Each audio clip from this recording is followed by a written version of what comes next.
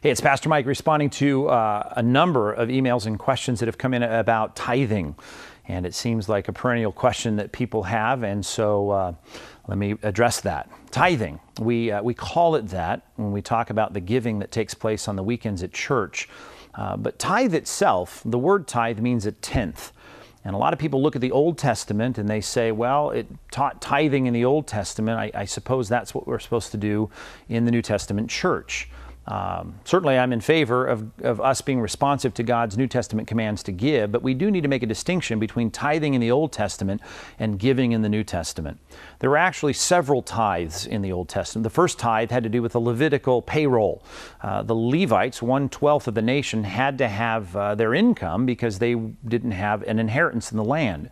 So they got a tenth of your income to underwrite the Levitical payroll. That was the first one. The second one had to do with the operating expenses of the nation. That was a second tithe that you had every year. And then every third year you had a Social Security tax, if you will. It was a tithe that was taken every third year for the orphans and the widows in the land.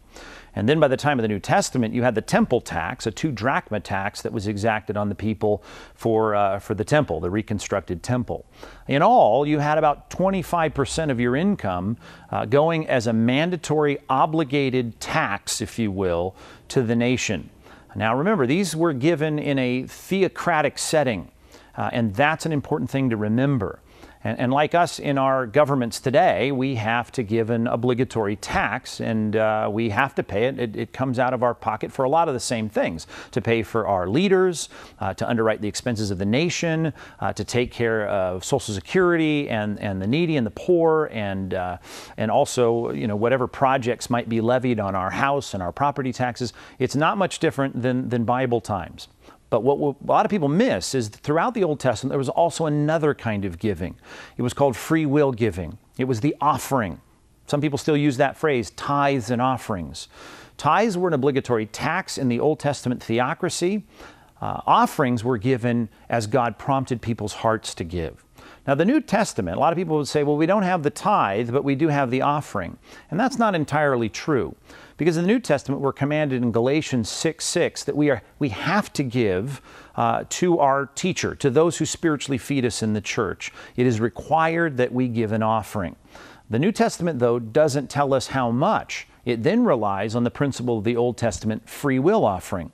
As Paul said to the Corinthians, we're supposed to give as we are inclined to, or as we're moved in our heart to give, as we purposed in our heart to give. Therefore, to answer the question as best I can, we can't take the Old Testament taxes and use that as an obligatory pattern for giving, or we would be requiring you to give 25% of your income to the church. The taxes in our secular government are exacted on your income, but you are required to seek God, to pray in your heart how you are going to give to your local church, which is actually a gift to God. That's how you're supposed to see it. And it is supposed to be done as you purpose in your heart to give.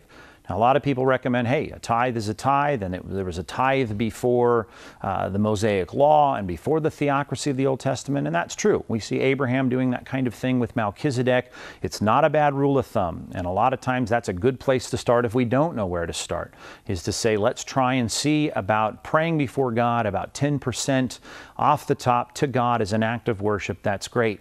Not required biblically. What is required is that we give. How much we give is a matter of prayer. And I can tell you, having dealt with ministry my whole adult life, those that are generous, as the New Testament says, God is generously responsive to. It's not that we give to get, but a lot of folks have gotten to 10% and say, I'm going beyond that, and God has blessed them. And it's great to see how, as the old adage says, you just can't outgive God when it comes to giving gifts to the ministry of Christ and to God Himself through the offering bag every week. So hopefully, that's a lot of information to cover in a short vlog, but maybe that gives you some quick facts to deal with as you think through the question of tithing and New Testament offerings.